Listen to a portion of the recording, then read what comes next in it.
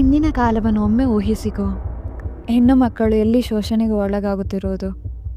ಬುರ್ಕಾ ಅಥವಾ ಹಿಜಾಬ್ ಧರಿಸಿ ಹೋಗುವ ಮಹಿಳೆಯರ ಮೇಲೆ ಪುರುಷರಿಗೆ ಆಕರ್ಷಣೆ ಆಗುವುದಿಲ್ಲ.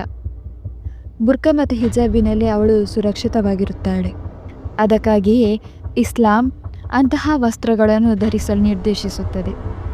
ಇಸ್ಲಾಮಿನಲ್ಲಿ ಸ್ತ್ರೀಯರು ಅನ್ಯ ಪುರುಷರ ಮುಂದೆ ಹೋಗುವಾಗ ಔರತು ಮುಚ್ಚಿಕೊಳ್ಳಬೇಕು. ಅಂದರೆ ಮುಖ ಮತ್ತು ಮುಂಗೈ ಹೊರತುಪಡಿಸಿ ಎಲ್ಲವನ್ನು ಮುಚ್ಚಿಕೊಳ್ಳಬೇಕು.